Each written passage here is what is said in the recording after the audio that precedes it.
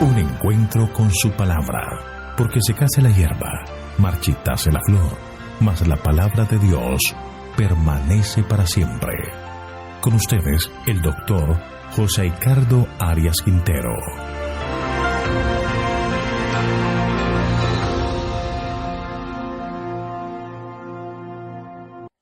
Hoy vamos a terminar nuestro estudio del libro de Jeremías con el capítulo 52, la caída de Jerusalén. Te invito a orar. Padre nuestro, gracias te damos, Señor, por todos los cuidados y bendiciones otorgadas. Gracias por la vida que nos regalas, por este día en el que podemos realizar tareas, actividades y siempre bajo tu dirección y bendición. Te pedimos en este momento que al abrir la Escritura, tú seas nuestro maestro, nuestro guía, nuestro instructor, que podamos aprender más y más de tus lecciones y de tu bondad.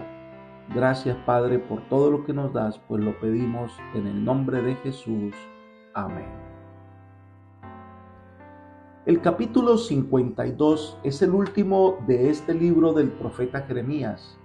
Cuando lo estudiamos, debe considerar que es similar al relato que aparece en Segundo de Reyes, capítulo 24, versículos 18 al 25. Algunos han pensado que este texto fue insertado aquí para probar con los hechos el cumplimiento de las profecías sobre la destrucción de Jerusalén. Describe el reinado de Sedequías, la destrucción de Jerusalén y el cumplimiento de la profecía con Joaquín. Esto nos muestra cuán precisa fue la profecía dada al profeta Jeremías. Vamos a estudiar este capítulo en diferentes secciones. La primera sección son los versículos 1 al 11. Describe la toma de Jerusalén y la captura del rey Sedequías. El reinado de Sedequías es resumido en los versículos 1 al 3. Sedequías tenía 21 años cuando comenzó a reinar y reinó 11 años en Jerusalén. El nombre de su madre era Amutad, hija de Jeremías de Libna. Él hizo lo malo ante los ojos del Señor conforme a todo lo que había hecho Joacim. Ciertamente, el furor del Señor estaba sobre Jerusalén y Judá hasta que los echó de su presencia. Sedequías se rebeló contra el rey de Babilonia. Recordemos que Sedequías fue puesto en el trono por orden del rey de Babilonia. No recibe el trono por herencia, pero este rey joven, vacilante entre las dos fuerzas en pugna en Jerusalén, los que estaban a favor de someterse al rey de Babilonia, que la encabezaba Jeremías el profeta, y los que eran nacionalistas, que eran liderados por los falsos profetas y deseaban luchar contra Babilonia. Veían que someterse a Babilonia era un error grave. Pero este rey no sabía qué hacer ni qué camino tomar. El resumen de su reinado es que hizo lo malo ante los ojos de Jehová. No se sometió a la dirección divina. Hizo todo lo contrario al consejo que el Señor había dado. Era un rey joven, sin experiencia, vacilante y sin determinación. El texto menciona que la caída de Judá es a causa de la ira de Jehová. Entonces lo que sucedería, más que el trabajo de una nación enemiga, era el castigo directo de Dios. Así que Sedequías se rebelaba contra el rey de Babilonia y las consecuencias de tal decisión, contrario a la indicación divina, serían terribles. Será la destrucción de Judá. Estos pasajes describen los resultados del mal gobierno de Sedequías, que hizo lo malo ante los ojos de Dios. Miremos los versículos 4 al 6. Y aconteció el día 10 del mes 10 del 9º año de su reinado, que Nabucodonosor, rey de Babilonia, vino con todo su ejército contra Jerusalén. Luego acamparon contra ella y construyeron muros de asedio contra ella en derredor. La ciudad estaba sitiada hasta el 11º año del rey Sedequías. En el 9º día del mes 4 prevaleció el hambre en la ciudad y no había alimento para el pueblo de la tierra. Así que, por la decisión que había tomado equivocadamente el rey Sedequías de irse en contra del rey de Babilonia, provocó un asedio de Jerusalén que comenzó el 15 de enero del año 588 a.C.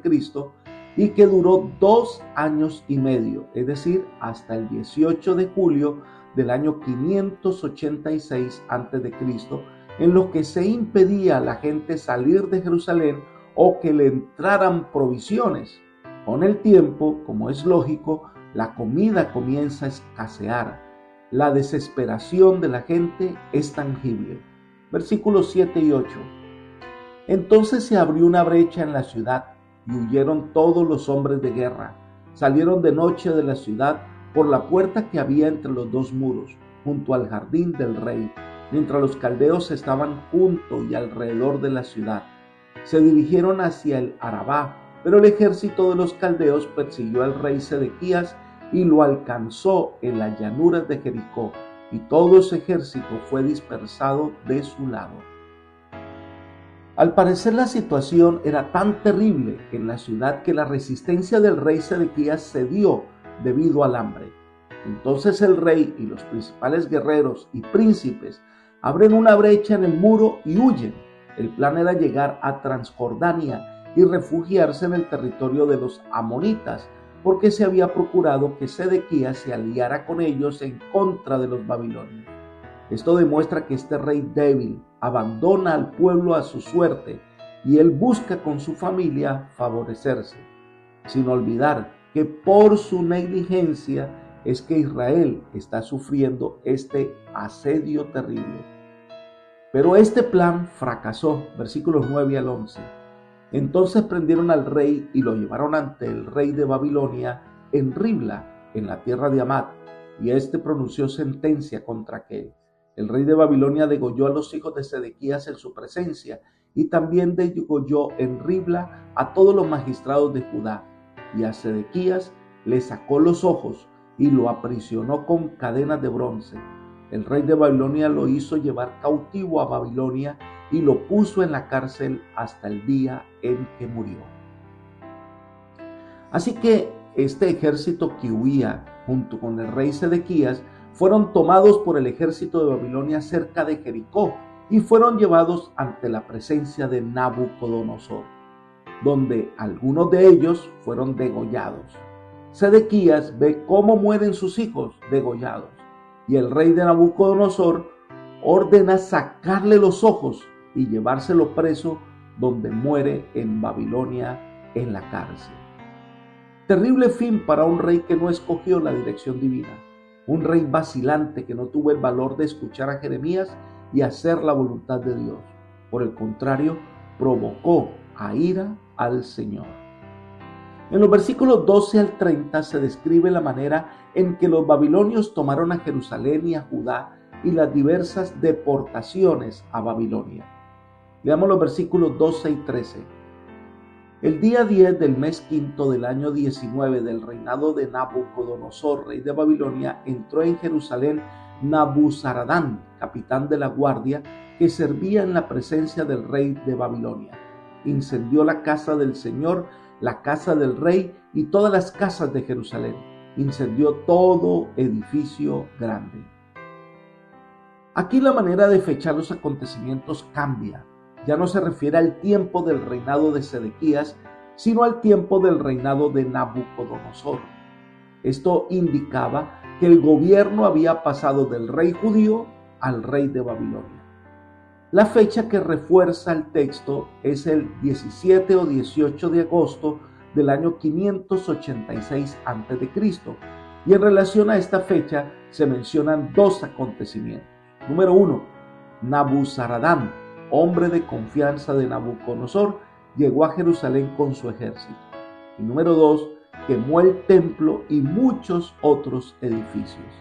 Este acto no fue resultado del asedio, sino un acto deliberado de los babilonios, llevado a cabo un mes después de la caída de la ciudad. Versículos 14 al 16. Todo el ejército de los caldeos que estaba con el capitán de la guardia demolió todos los muros alrededor de Jerusalén. Nabuzaradán, capitán de la guardia, hizo llevar cautivos a algunos de la gente empobrecida y al resto del pueblo que había quedado en la ciudad, a los desertores que se habían pasado al rey de Babilonia y al resto de los artesanos. Sin embargo, Nabuzaradán, capitán de la guardia, hizo quedar una parte de la gente más pobre de la tierra como viñadores y labradores. Todo fue destruido sistemáticamente, el templo y todos los edificios gubernamentales. Solo dejaron en la tierra de Judá algunos agricultores que se les dio todo lo necesario para que trabajaran la tierra. Sin embargo, la historia nos cuenta que esta gente, contrario a las indicaciones divinas, se rebela contra el rey de Babilonia y se refugia en Egipto, donde encontraron la muerte. Pero hay un comentario interesante de la señora Elena de White que no quiero pasar por alto. Ella dice: las profecías de condenación pronunciadas por Jeremías sobre el residuo que se había rebelado contra Nabucodonosor huyendo a Egipto iban mezcladas con promesas de perdón para aquellos que se arrepintiesen de su insensatez y estuviesen dispuestos a volver. Si bien el Señor no quería salvar a los que se desviaban de su consejo para oír las influencias seductoras de la idolatría egipcia, estaba sin embargo dispuesto a manifestar misericordia a los que se resultasen leales y fieles. Libro Profetas y Reyes, página 339. Dios puede tomar circunstancias adversas y convertirlas en oportunidad de salvación. Pero pensemos por un momento sobre la suerte que había caído sobre Jerusalén. Una ciudad que debía ser ejemplo de servicio a Dios, una nación que debía ser luz para todas las naciones, se rebela contra Dios. Decide ir por el camino de la idolatría y ahora es una nación dejada en tinieblas. En los versículos 17 hasta el 23 se hace una descripción detallada de las cosas que fueron tomadas del templo y de la ciudad en el saqueo que los babilonios hicieron de la ciudad. El propósito era que no quedara con ningún recurso que después fuera usado para una sublevación, levantarse contra el rey de Babilonia.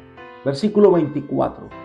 El capitán de la guardia también tomó a Seraías, el sacerdote principal, a Sofonías, el segundo sacerdote, y a 3 guardias de la puerta. No solo fueron eliminados los dirigentes políticos de la nación, sino también los dirigentes religiosos. Solo poco tiempo antes de esto, Sofonías, el segundo sacerdote, había escuchado a Jeremías cuando predecía la muerte de los dirigentes de Jerusalén.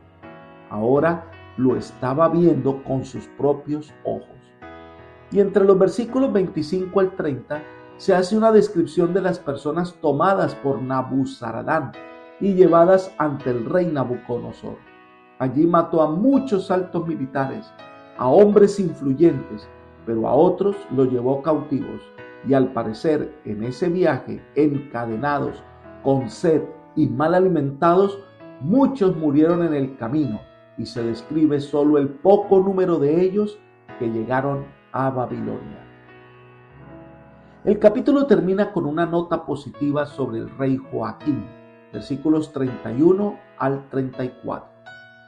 Aconteció el 25 del mes 12º del año 37 de la cautividad de Joaquín, rey de Judá, que Evil-Merodac, rey de Babilonia, en el primer año de su reinado, indultó a Joaquín, rey de Judá, y lo sacó de la cárcel.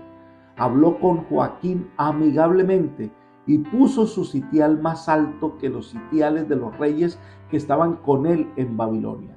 Cambió su ropa de prisión y Joaquín comía en la presencia del rey siempre, todos los días de su vida. Continuamente le fue dada su ración de parte del rey de Babilonia, cada cosa en su día, todos los días de su vida, hasta el día de su muerte. Pasado el tiempo, cuando Nabucodonosor como rey había muerto, el sucesor, que fue Evil-Merodac, tuvo una consideración especial con el rey Joaquín. Esto ocurre aproximadamente en el año 561 a.C. Jeremías no especifica el porqué, pero lo sacó de la cárcel donde llevaba más de 30 años preso y lo puso en la mesa del rey, y recibió una ración diaria de parte del rey. Así estuvo libre hasta el día que murió. Lo único que veo aquí es una aplicación a los que hemos sido acechados por el enemigo de las almas, a los que hemos sido cautivos en nuestros pecados y sufrimos las consecuencias de nuestra desobediencia. Dios puede perdonar, Dios puede restaurar si simplemente aceptamos su obra en nosotros. Dios puede transformar nuestra vida, Dios puede sentarnos en la mesa de la victoria y estar a su lado por siempre.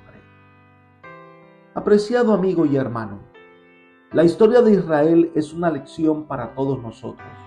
Cuando decidimos tomar nuestro propio camino, cuando nos alejamos de Dios y de su propósito para nuestra vida, lo único que encontramos es soledad, una vida sin sentido y muerte.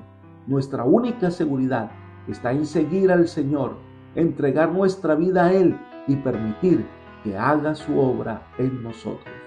El resultado será la victoria en Cristo. Que el Señor hoy te bendiga y te guarde y te lleve por caminos de salvación. Es mi oración por ti. Amén.